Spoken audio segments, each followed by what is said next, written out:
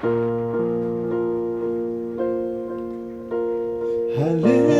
tiba ke ngadai benya lakalong bakim nganong kunran atrai ngati kanikan ilahan syakari